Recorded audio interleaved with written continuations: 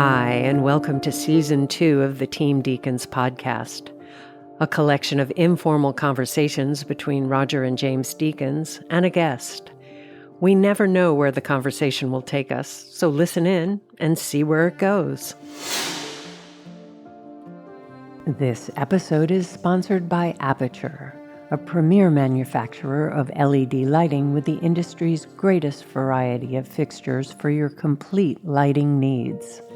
Aperture recently announced the new Storm family of lights, with LED white light quality that matches natural daylight and classic tungsten bulbs, plus extreme low-end dimming while maintaining color quality. Discover more about the new Storm lights and the complete Aperture lighting ecosystem at aperture.com. Today we're speaking with a celebrated DP. His credits include Killers of the Flower Moon, Barbie, Brokeback Mountain, and The Irishman. We've spoken to him before about his work as a cinematographer, but today we're speaking to him about his work as a director. He's directed the film PEDRO PÁRAMO, based on the book by Juan Rulfo. We're pleased to welcome our friend Rodrigo Prieto. Yeah. Rodrigo, nice to see you. Thank you for doing this. I'm super excited to talk to you guys, and thank you for inviting me. How did you come about directing this, especially since you've been DPing for so long? How did this come about? And is this something you've always wanted to do, direct? Well, did you always have an intention to direct, or is it just one thing leads to another? Yeah, well, when I started as a child in Super 8 films, I didn't really comprehend the separation between, the camera person and the director and even all the other visual effects. I did all of it, even acted. My mother sometimes would operate the camera while I was acting, or certainly my brother, who we did these things together. So it was only, when film school came about and they explained, what each role is. And then I was like, okay. But since my approach to filmmaking was very playful, because it was played literally as a kid, I felt that directors were taken too seriously. The whole thing had to be very deep and cultured, and and you had to know all of cinema and have seen all the movies ever made, and all this stuff. and I was like, okay, that's not me. So I thought that cinematography was an avenue where I could continue doing tricks. I made tricks with the films that I did in Super 8. It was all about monsters and how to make it look like this little clay figure was big, and rear projection and all sorts of rewinding the film, and having the spaceship shot against black, and then that would go on top of, some other image, and all that fascinated me. And I found that in cinematography, it's also tricks. You're creating lighting and images and camera work that makes the audience think that it's a certain thing, a certain place, a certain time of day or night, but it's not usually. So we're kind of using our bag of tricks to fool the audience into going into some place. So that's why I focused on cinematography. But I've always been interested in actors and the directing part of it. It just didn't really happen, and I just continued cinematography, and I still plan to continue because I love it. So it wasn't a frustrating thing. Oh, I want to be a director. What's going on? Not at all. I've always loved cinematography, and indeed, I still love it, and I want to continue doing it. But this came about. I was in Oklahoma prepping Killers of the Flower Moon, actually, and I got a call from Stacy Persky, the producer of the film, telling me, Netflix Latin America, they bought the rights to PEDRO PÁRAMO. Stacy knew that I love the novel forever. I have even a painting by Emiliano Gironella, this Mexican painter that I bought when I was shooting Frida back in Mexico. From the novel. And so I've always loved it. So Stacy knew that. So he said, they're looking for a director. So I was, in the world of the Osage and in Oklahoma, but also at the same time I was already thinking about Barbie, which was the next film. So I guess I kind of said, yeah, sure. Kind of thinking, okay, that's way in the future. It might not happen. And it did. So that's how it came about. Well, were you doing Barbie and thinking about Pedro at the same time? Oh yeah, absolutely. I was yes, I was, and the writer Mateo Gil and I were working every week, and we'd sit down and do Zooms to talk about the adaptation. And so I was in Pink World, and Barbie Land, and at the same time thinking about this film, which whoever's listening to this and hasn't seen it or read the book, it's probably as far as you could get from Barbie, then even then from Killers of the Flower Moon. This is even further away. So that was tricky, but somehow I managed to compartmentalize and think about Juan Rulfo, learn more about Rulfo, because that was another big challenge. The fact that Juan Rulfo and this novel in particular is such a iconic piece of Mexican culture, and he only wrote two. He wrote Pedro Páramo, and before that he wrote a series of short stories that are put together in a book called El Llano en Llamas. So, this author, mythical author, that just wrote these two pieces of literature, and then suddenly, okay, now I'm the one who's going to direct it. I really had to prepare myself, and not only read the novel several times again, but read, essays and articles that have been written about him eternally, and kind of learn a little bit more about him and his impulse to write this novel, and then learn about myself and my impulse to direct it. So that was kind of the process during Barbie. And when you came onto it, was there an existing script at that point that you worked with him to, perfect? Yes, there was. And this is the tricky part.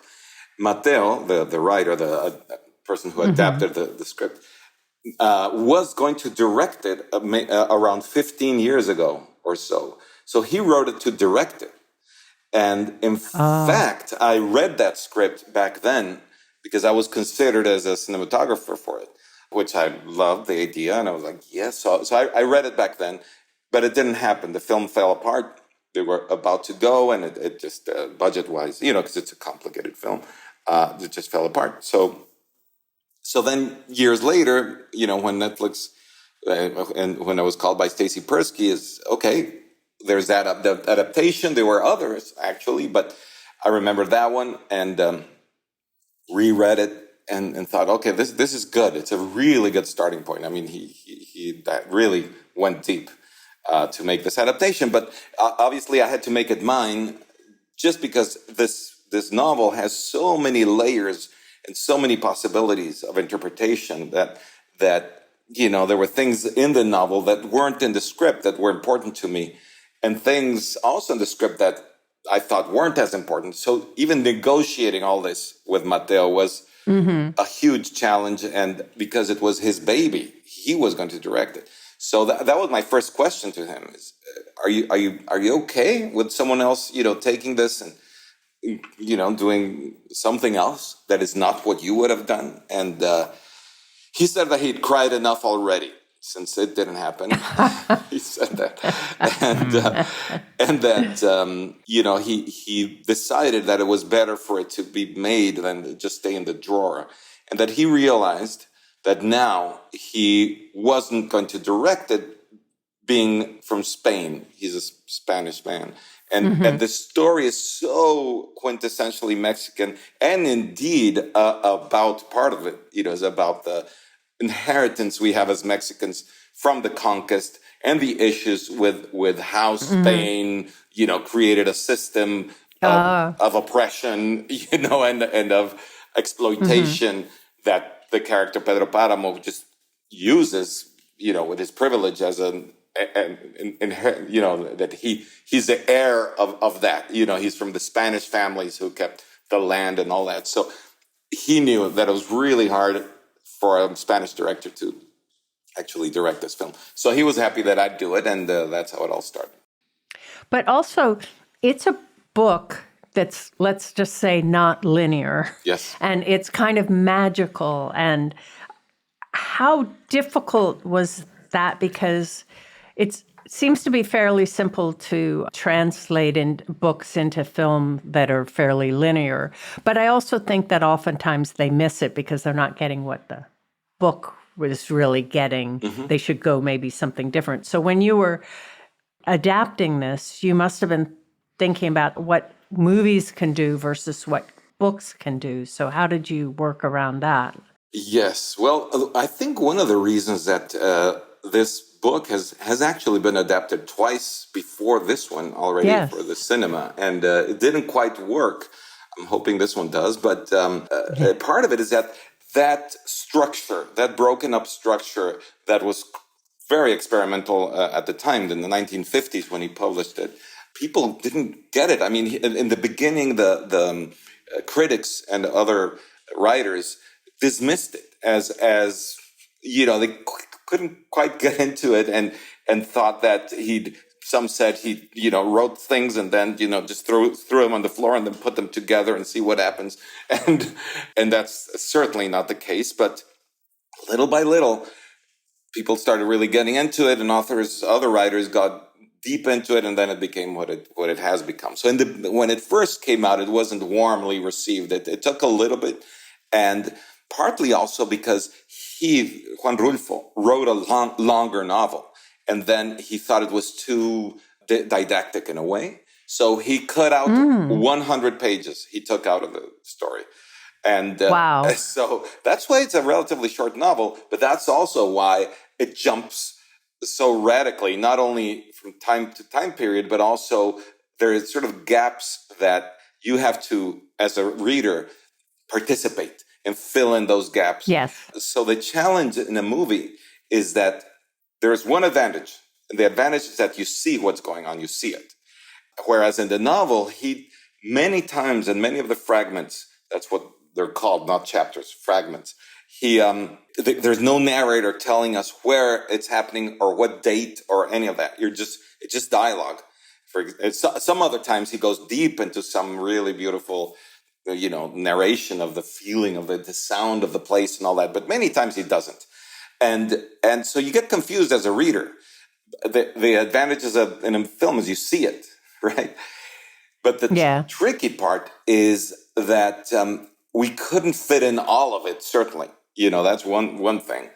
And the other thing is that there are descriptions, let's say sort of poetic descriptions that you can't read it on the film. So for me, it was precisely the cinematography and the sound and these cinematic elements, the editing, the music of Gustavo Santaolalla is that poetic element that you can't get if you don't read it, right? So in a way, his descriptions, I looked for ways of interpreting them with the visuals and the sound and all that. But it is an interpretation, and I know it's a big risk that I actually took in doing this film. But I think for me, it was a vehicle to explore personal stuff. I found in each character things that go back to my own, I guess, traumas or my family lineage and, stuff that, I utilized Rulfo's characters to explore. So I wasn't illustrating the novel. I was, although we were careful one of our objectives was that the dialogues are taken from the novel. We didn't change them. We took some pieces out so that it fits and it doesn't become too long. So the dialogue is not exact, but the words are the same, which is tricky also because people don't talk exactly like that. It does have a sound to it that's, again, kind of poetic. But at the same time, he took all of it from what he heard as a child growing up in Jalisco. So the words themselves are Mexican, from the countryside, but the way he put them together are kind of musical. So that was interesting with the actors, finding ways of it sounding just normal, right? And because I think in other adaptations, they've been a little too solemn about it. So we try to take all that away and just make it as natural as we could. It's kind of interesting, isn't it? Because the novel is whether it's correct or not, but it's supposedly the inspiration for Gabriel Marquez and a number of authors in their writing of what people call magical realism. Yes. It seems like in novels, one can accept that more, that general reader these days accepts something that is more fragmented as Pedro is. But it seems in films, in contrast, the narrative becomes more and more linear. Films seem to have become more and more linear. You must have seen the 67 version of this novel, right? Yes, I did. Which was one of the most expensive Mexican films ever made? It was expensive at the time. Yes, I'm not sure if one of the most expensive, but it had government support, and yes, it was expensive, and it had also this support of important writers, and I think Garcia Marquez was kind of involved in a way, but Carlos Fuentes, who's a very famous Mexican writer, he did the adaptation, and in that case, they did change the dialogues and changed quite a bit of things, which I guess you have to in a way. But I certainly saw it, and it didn't quite work for many reasons. But one of them certainly was the casting of it, which is that's a tricky thing. John Gavin plays Pedro Páramo, so he speaks Spanish and all that, but he's an American actor, so there's something there that didn't quite jive, and also even the audiences were upset at that, So for me, finding Manuel Garcia Rulfo to play Pedro Páramo was great. I didn't even know him. I hadn't seen The Lincoln Lawyer or any of that. So he is not only distant, but he is part of the Rulfo family, which doesn't really matter. But what is important is that he is from that area in Mexico, from Jalisco, and he is a landowner himself. He has a ranch, and they grow, I think it's limes. So he is, in a way, a Pedro Páramo, although his essence is very different. He's a very nice man, but he understands what it's like to be a boss, un patrón, in Mexico, in the countryside. So that was a great asset, the way he talks and the ease of giving an order, right? It's not like, you guys, you go and do this and that. He just says it like, I'd like a hamburger, we'll skip the mayonnaise, and he gives the most horrendous orders with that natural way. It was amazing. All right. Yeah. I think that's what I was getting at in a way. Did you consciously go towards a more naturalistic style? Because it seems not only in the acting, but it's also in your work as a cinematographer, the whole feel of it.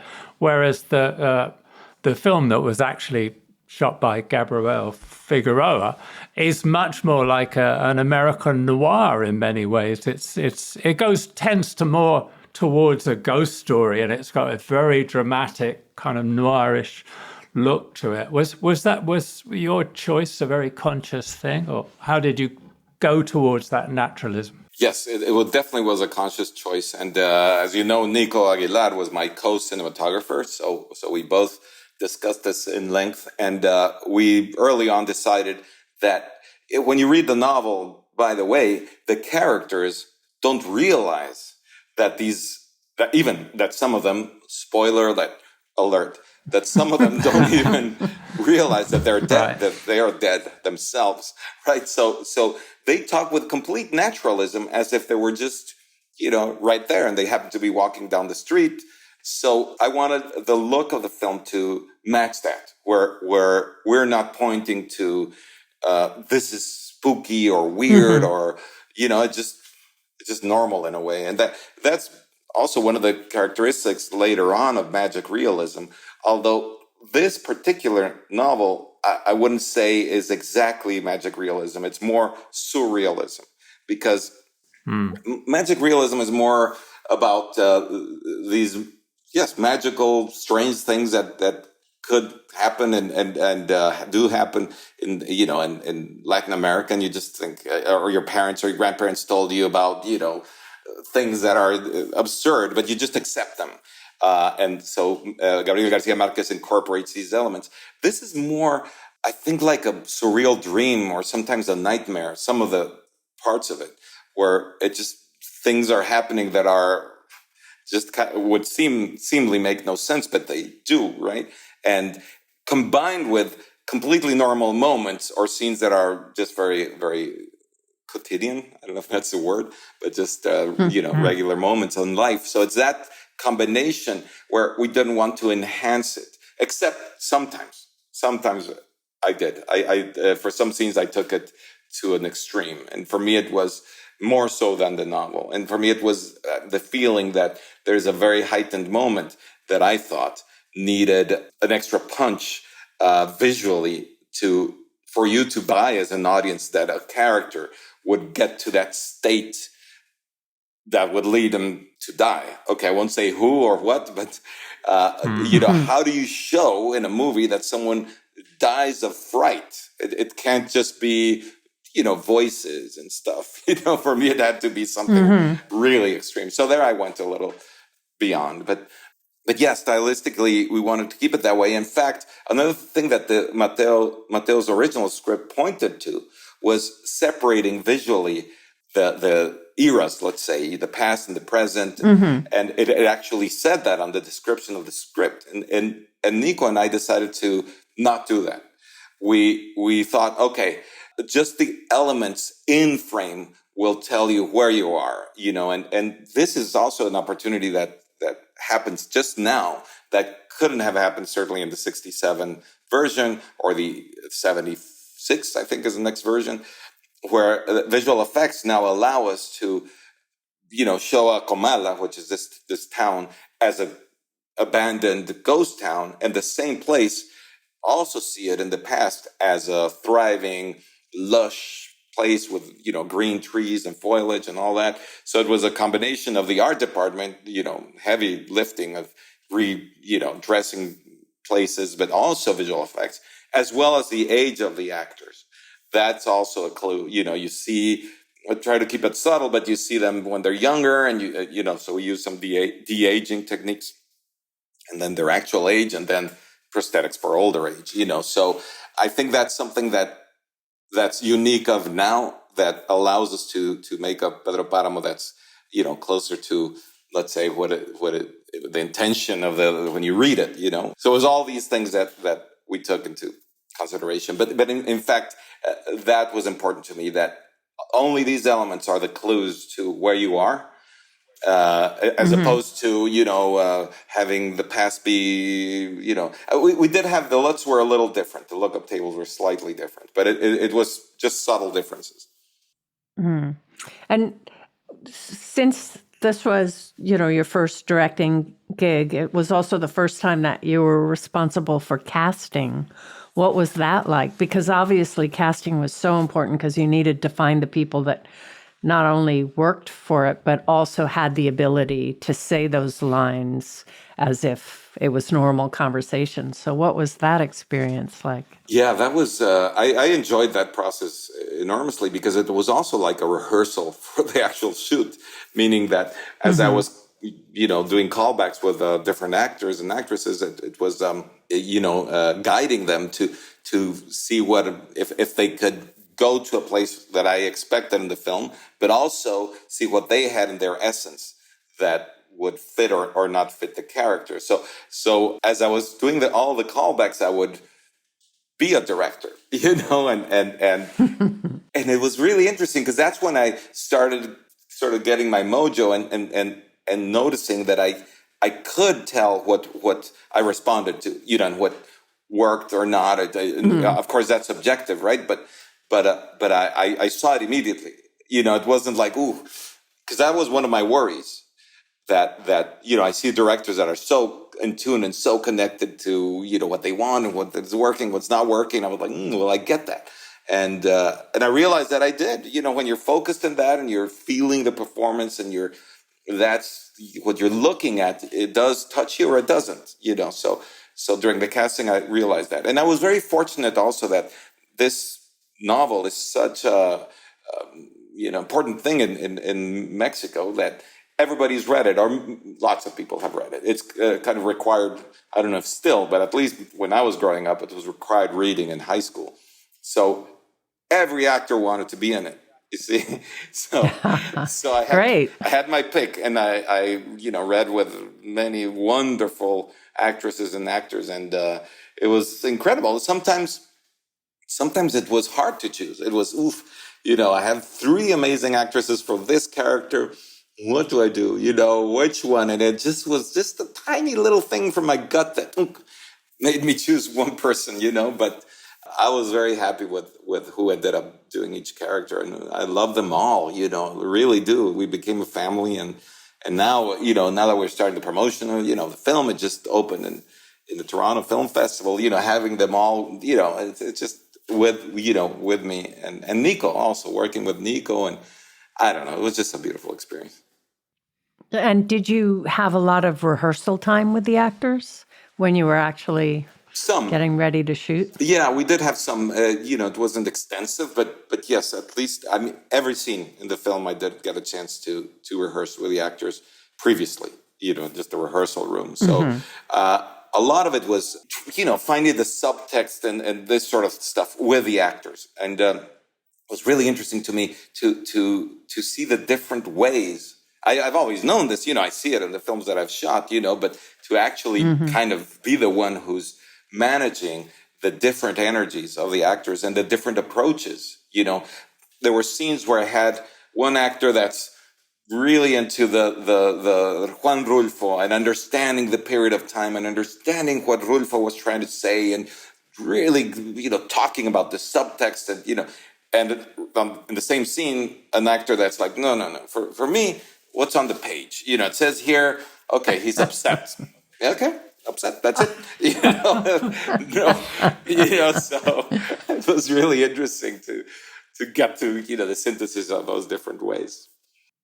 And when you were adapting it, were you, because it is a definite Mexican story, were you making any concessions to the idea that there would also be an international audience, that maybe you had to explain something that a Mexican would know, but maybe an international audience wouldn't know? Does that make sense? Yes. What I'm asking? Yeah, it totally makes sense. But no, I decided to just tell the story, and it is because also my favorite international films from wherever don't cater to that, and I see a movie from wherever, from Vietnam, and it makes me really interested in that culture, and there are things that I won't understand, or phrases, or so many things that might go over my head, but it doesn't matter, because if the essence is human, you can connect to any culture. We have been to so many places, right? In our work, we go all over the world shooting movies. So my experience has been that everybody is very similar, actually. There are cultural differences in the way we approach things, but our hearts are similar. We're all humans, and the borders are artificial, and there are differences also with languages and customs and all sorts of things. But in the end, we're all kind of the same. So I think that I'm sure that in this story, there will be things that perhaps won't be quite clear, subtleties about what revolution it was or who, but it doesn't matter. And I showed the film to Scorsese and when I was editing, and to several other of my friend directors, and that must have been scary. Yeah, it was scary, but it was great though, because they had so good, very good notes. But Scorsese said precisely that the movie takes you to places that might be strange or confusing, you might not know, but then it explains it to you a little later. So then you start trusting the film. You start trusting that even if you don't understand something, you will understand it. And there's a pleasure to that, of also piecing it together and participating. Just as we talked about in the novel, you have to participate to understand it. And the film, it's a little easier to understand. Not a little. It's easier to understand the film, I think. But you do get lost sometimes, anybody. And my hope was to kind of bring it around, and I try to keep closing the circles, and if something happens, maybe much later in the film, you'll be, oh, okay. And also I'm excited about the fact that it'll be in some screenings and cinemas and all that, but the fact that it'll be in a platform like Netflix for this particular film allows people to rewind it, or see it again and again and again and at any time. And I think that's very good for this format, because I'm sure there'll be nuances that you might lose, but it's a real pleasure to see it again and go, oh, that's why, things like, for example, I have the character of the son, Juan Preciado, who's looking for his father. He doesn't know it, but sometimes he's standing in the exact same place where Pedro Páramo was. But the place looks different because, when he's there, it's a ghost town. But for me, it was beautiful to do these little things that weren't in the novel or on the script, but to find ways of connecting father and son and, this whole generational thing. So, anyway, all that's there. It's such a fractured piece. And you talk about the son. I mean, he disappears for quite a long time in the movie. He introduces you to the town and to the context, and then you go back. How did you shoot it? How did you set about shooting it, scheduling it? I mean, did you shoot in sequence, in continuity, or did you do the fragments Yeah. together and then cut them differently? Right. Well, indeed, that's one of the trickiest parts of this adaptation because of the structure is not only broken and, back and forth in different times, but it's certainly not a 3-act, structure. And the 1967 film, for example, they kept Juan Preciado, the character, until the very end. And at one point I considered doing something like that. But then I said, okay, the experiment that Juan Rulfo did with the structure that he presents in the novel is there for a reason. And when I really got into the depth of it, I thought, no, let's do it that way. And it's almost 2 movies in a way, almost exactly at the midpoint. It's okay, Juan Preciado, no more, but he comes back I won't spoil this, but he comes back in a different and surprising way several times. So I thought, okay, this is beautiful, and it's when you read the novel and you realize, oh, he's telling us this story from, I'm not going to say where, but to be able to, that was a really big challenge. To be able to make that understandable in a movie was tricky, but also, you've been following this character, and then suddenly, okay, now we're focusing much more on Pedro Páramo more than Juan Preciado, so that was a big challenge, but I decided to keep it that way, and I think it works very well. But in terms of scheduling, as always in filmmaking, we didn't have unlimited resources. It was pretty tight, considering how complex the story is, and as I say, the different eras. So one of our challenges was that, say, the town of Comala, where the main part of the story is happening, we couldn't find in one place the different elements of it. We had to create a puzzle from different towns in Mexico. Like the plaza, for example, is not in the same place where he walks down the street with Damiana. They walk with a oil lamp, Juan Preciado and Damiana, and then she goes away. I won't explain how, but then he starts seeing all these things, and then he ends up in this other place. So it's a whole different town, a whole different place. The same as the hacienda de Media Luna, where Pedro Páramo is a whole different place, and so it was a real challenge to make it seem connected, but also just understanding and putting together this town. It's again, the story is so fragmented, but then the locations were too, and and just trying to keep track of all that in my own mind and with the assistant director and the whole crew. So we had to just schedule it with the logistics of that stuff. There was no option to decide, okay, now we're going to do, Pedro Páramo, his whole journey. No, it was okay. We're in this. We're in this street. Location. Now we have. But the challenge was we had to still go away and come back because the art department had to redress the same street, and make it look a whole different way. So we had to shoot the ghost town, go away to another town, shoot the ghost town there, come back, and now they redressed it as actually it was the other way around. Usually we'd do the pristine stuff first and then take away those fake facades, and now we're shooting the actual facades that are, lots of them are broken down, just naturally. But it was really, I was very, very happy, and it took a long time to find these very specific locations with these specific characteristics. For example, there's this street that goes into the main plaza where, Juan Preciado goes there and the party happens, all these things. That is the way it was written. But where do you find that in Mexico? You know, a street that leads right into this place and through an archway and a plaza without a kiosk and without 1,000 modern shops. It's impossible. I mean, we looked all over the place and we found this one by miracle. I found it in a little folder that the locations person had, you know, from 20 years ago. And I opened up his little folder. It was like, wait, where is this? And he said, no, that was nobody, you know. So it was semi-privately owned. And anyway, it was a whole negotiation. We had to go there and convince the owners of the place they'd have an hacienda, drink some mezcal with them and, you know, make them like us. And finally they allowed us to shoot there. But so no, it was really challenging, the scheduling. And then some actors, you know how that goes. Some actors, you know, had certain dates. So also we couldn't go one day past our schedule. Impossible because of that, because of the actors' schedule. So it was difficult, challenging. Wow. You work with so many different directors who obviously work in different ways. I'm sure some of them storyboard intensely and others just like to work with the actors and decide the shots and the way the scene's going to break down visually on the day. How did you approach this? What's your ideal way of working? Well, I shotlisted the whole film. I kind of made a new script with shots. So it was a long document describing shots. There weren't storyboards.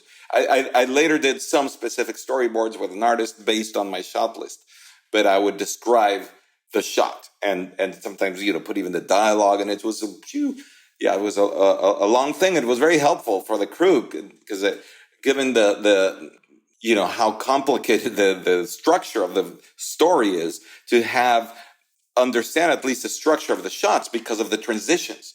You see, mostly I was preoccupied about that. How's this fragment going to cut with this other one that happens, you know, 20 years later or 10 years before, or, you know, how do we connect them?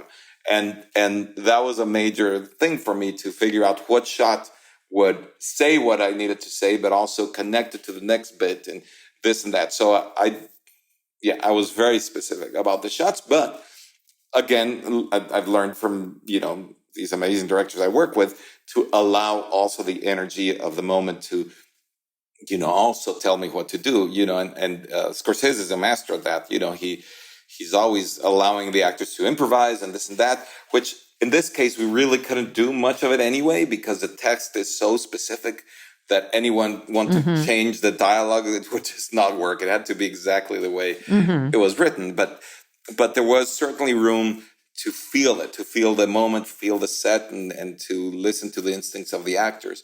But also, given the limited time of the schedule, you know, it was like, okay, these are the shots, we got to do them, you know, so basically, it was pretty planned out. And were there any surprises that came up in your role as a director that you didn't? I mean, you've obviously worked with directors for a long time, but sometimes when you're actually put into the situation, you go, "Oh, wait, this is kind of a surprise." I think maybe the biggest surprise for me was that I could do it, and also that's a good surprise. Yes, that was a good one. But also that I could do it while still focusing on the cinematography. I was worried that that I wasn't going to be able to, and yet I had always wanted to shoot PEDRO PÁRAMO.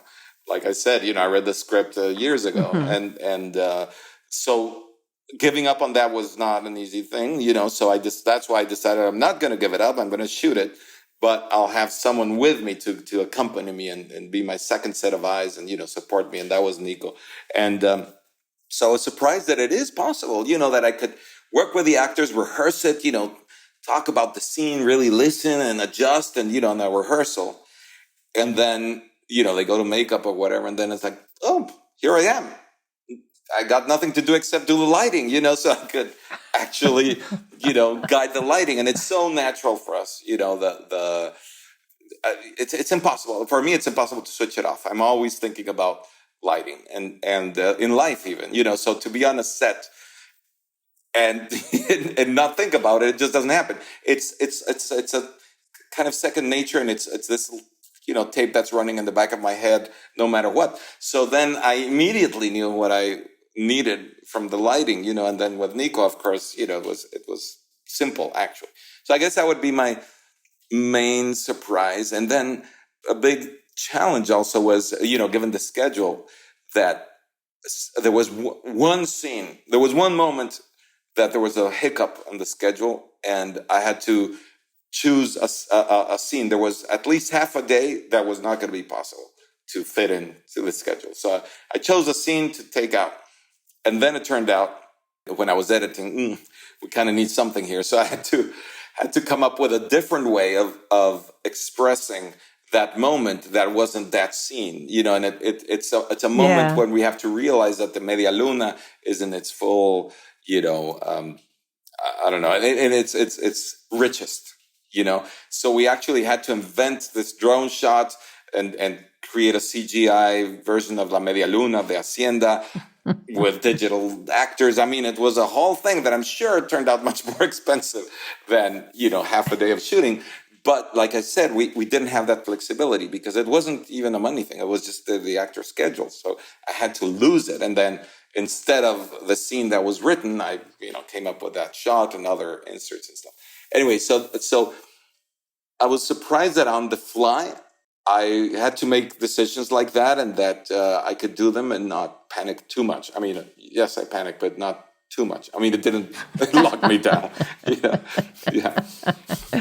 Yeah. Were there many changes in the edit? I mean, from what you had on the page, your shot list? I mean, how much did it change, and for what reason in the edit? Yeah, somewhat, but not tremendously. Again, it was so structured, the novel itself, and we followed that structure. That and my transitions were so specific that the structure of the script remained. The changes were mostly removing stuff, just like Rulfo took out 100 pages from his version of the original novel. I took some stuff and not that much, but it was mostly dialogues and for me, the thing was maintaining the energy, right? That you sit down and watch this movie and connect to the characters and not let that go. And I realized editing that sometimes some things would drag on, even though they were beautiful scenes. Mm-hmm. Some that I loved, as a scene, and I had to make them shorter, or very few. I eliminated one or two, but short scenes to maintain that energy and focus us on the emotional things that's happening with the main characters. Because also in the novel, there are many deviations. There are many characters, right?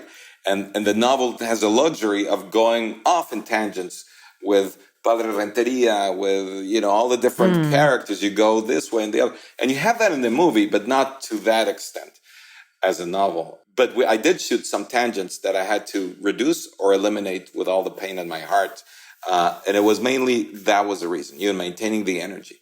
And I do miss some things. And maybe one day, I don't know, we'll do an extended version. But this is the director's cut. It really is, my edit. But yeah, I miss stuff that, maybe we'll put back in one day.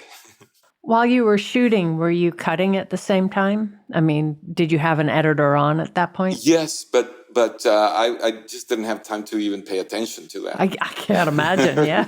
Yeah. Because you say that in between you went and you did some lighting, but in between the rehearsals and then when we shoot, there's always a million people asking a million questions to the director. So I don't know how you did that. Yeah, all those questions. Oh my God.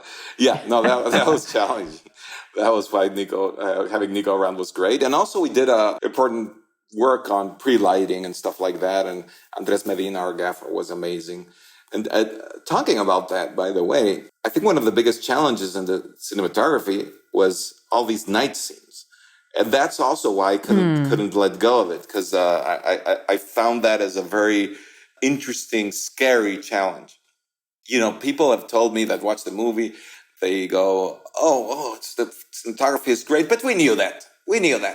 I was like, yeah, really? It's not that easy. You know? Yeah, right. Yeah, it's like, okay, yes, I am a cinematographer, but still, it's always a challenge. And you always suffer a little bit, and or a lot.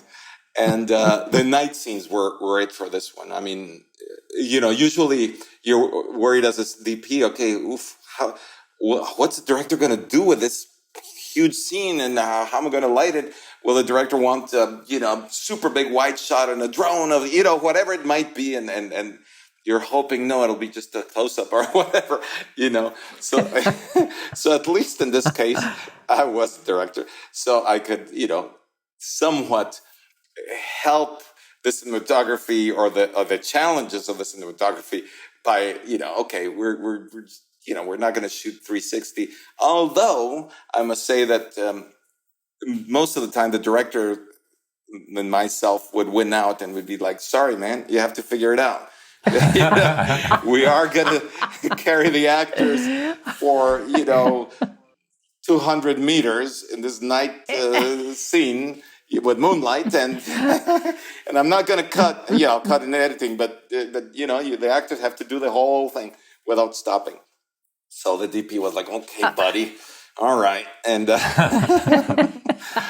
so we had to come up with ways, it was really tricky, but I'm really proud of the Mexican crew and the challenges that they took on. And there was never any, really? You want that? I don't think so. It was, they all took it in stride. And particularly, I would point to that scene where Juan Preciado is walking down this long street with Damiana with an oil lamp.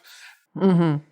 And as you know, if you say put a big unit in the background with a big backlight, it'll fall off after, there was just impossible to continue the scene all the way until Damiana disappears. And then it's another street and another street. So that was a big, thing where we were really racking our brains also with the location. And impossible to put up balloons, for example. It just the wind in that location, and they, we didn't even have them in Mexico. So at least, enough balloons to cover the whole thing. And I also wanted the oil lamp to be the main source of light for the faces. So I wanted kind of a soft, backlighty ambient to carry them frontal and behind them. So we're looking in both directions of the same street. And also there's a shot that I wanted where you pan around and you see both sides. So what he ended up doing was we created a rig that was also very challenging that spanned the whole street. I don't even know. Nico would know how long it was because he did all the incredible diagrams, all that. But we had trusses built in the patios and gardens and rooftops of all the neighbors. That went up, rock and roll trusses, and then spanned across with pipes. And we hung, I don't know how many, but Titan Astera 4-foot bulbs all across the street. They were about 1.5 meters separate between them, but they were facing in both directions, you see. So we had them kind of in little cardboard, black little like barn doors, mm-hmm. so that they would only light kind of in one direction. And when they all blended in, it created this one source, but it was obviously many different sources. I kind of copied that from this guy you might know, rogerdeakins. He does that sort of stuff where he uses many sources. Yeah, I've read about that. Yeah, exactly. So okay, I copied it from him. But the thing that was cool was that we could then have one side very low level, because we were using this oil lamp, right? But just brighter than the frontal side. So the frontal side was like 1%, and the backlight side was at 4%, say. And then as the camera pans around, we'd switch them around during the pan. So now the camera's facing in the opposite direction. So all the other stairs are the ones that are at 6%, and the other ones go back down to 1%. So anyway, it worked. And the biggest thing that I was surprised was that the rig worked. I knew that the concept worked, but the just creating these trusses and not having them fall, or it was Oof. So that was a huge challenge. I was very proud of when we were shooting, and wow, okay, it's working. It's actually what we dreamed of. So anyway, that kind of thing. Yeah. I found some of the most impressive stuff was seemingly the most simple, though. You talk about oil lamps. There were a lot of scenes just lit with 2 oil lamps or candles. Yeah. And I presumed you were shooting just with those sources. Yes. You weren't having to do what Figueroa had to do in the 60s, where he's kind of had a light dimming up and down as somebody, lit the source. Yes. Yeah. No, exactly. I mean, all the candlelit moments are the candles, which meant that we were shooting at 1600 or 2500 ISO, and but then keeping a low level ambient, and that was with LED lighting, we had light mats and stuff like that. There's a point where they start flickering, all that. So we had to put heavy ND on these lights, like ND9, so we could have them at 5-6% and not have them. I mean, they were really dim, and that's beautiful. I was talking before of how now this film can happen because of the technology of visual effects and all that, but also with the camera technology. We were able to shoot actually with candlelight, and that's special.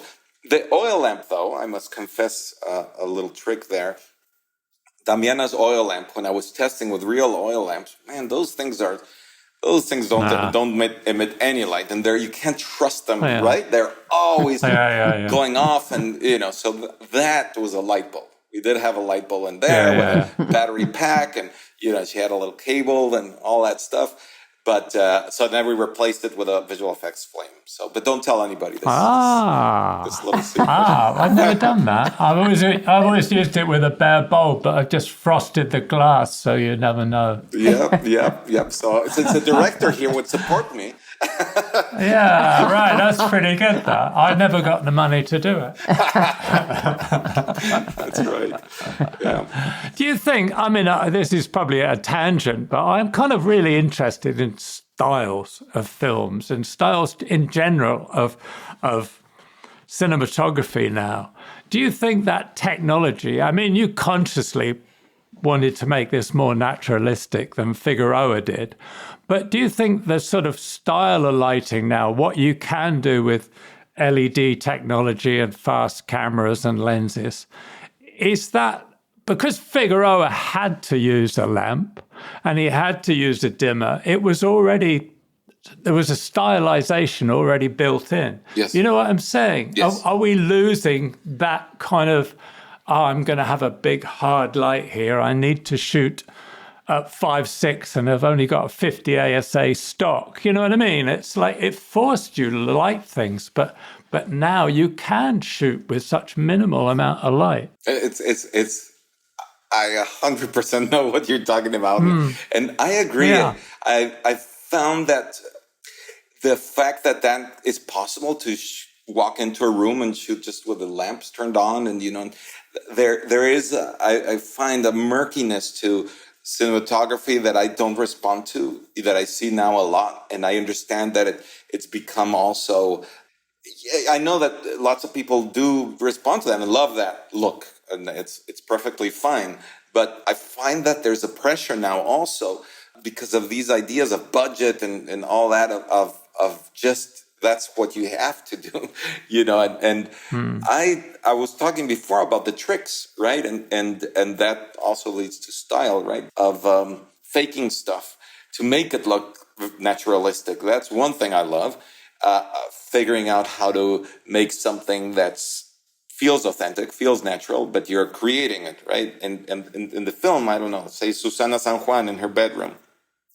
She has this hard, bright sunlight on her face. And that's natural. You can have, the sun, the windows right there, so it makes total sense. But it's with her, her blue-green eyes and her crazy look, it really enhanced her insanity, right? So those are the little things that I enjoy is stylizing things just enough that it gives you a little, tug, a little feeling. I don't know, I'm thinking of things you've done and, No Country for Old Men and the headlights of the car and the two shadows and it's scary and it's it's simple, and yet it's scary and emotional and naturalistic, and that's for me the sweet spot. But I do miss things like Storaro has done in so many of his films, where it's theatrical and beautiful, and now it's something that I do crave, and I hope to experiment with also myself as a cinematographer, allowing myself to go there, and be a little more, bizarre and stylized, So it's something that I think the naturalist approach I've done a lot, and I love it still, but I'm interested in trying something else as well. Yeah. I got one question about a shot. The opening shot of the film, it comes back to haunt you right at the end of the film when you understand the whole film, because the opening shot of the film cranes down, right? Yes. Kind of into the underworld. Yes. Was that what you were intending? Was that a conscious? Yes. Because there's the voiceover that's very iconic of Juan Rulfo saying why he is in Comala, why he's there, right? And this is why I came to Comala, and he explains, my mother told me that this man was there, my father, and go find him and get back what's ours. So, I needed an image to do, or not, that text. It could have been on a black screen. In fact, the script, that's the way it proposed it, in a black screen. But I felt that this is a journey, to the infraworld, into the world of the dead, and it's a grave also. It's like in my mind, it's you've dug a grave and you're going down and seeing where this narration is coming from. It's literally in a grave, but it's also that journey that Juan Preciado does. And there's many schools of thoughts of if Juan Preciado goes there, and perhaps he's even already dead before he goes there, So in a way that shot kind of alludes to that, because even because even there's clues that you'd really have to study Hispanoamerica before the Spanish, actually, the old traditions of Mictlan, which is the place of the dead, and many of the Aztecs, for example, that were buried with a dog, and this dog is a guide to the infraworld, and it's Xolotl. So Dorotea, the woman who also is narrating the story and who we see, and she's a cripple, and she is that dog. The way that she's described in the novel, she is a cripple because that image of that creature in pre-Hispanic texts and then drawings has one foot backwards and is literally guiding the people that are dead, guiding them through these layers of the infraworld until they can find peace and actually die. So that's why we put some teeth on her that look all crooked like a dog, and every time you see her you hear a dog barking. So in a way, in my mind, she is guiding him and taking him through that world of the dead. So anyway, that shot kind of introduces all that concept of going to the world of the dead. Right, it's great how it comes back to you. It did to me anyway. Yeah. At the end, that really stands out. Yeah. Wonderful. There are many circles that in the movie. The time is circular in a way. It's not linear, obviously, in this story, but that's also part of the pre-Hispanic conception of time. It's in circles.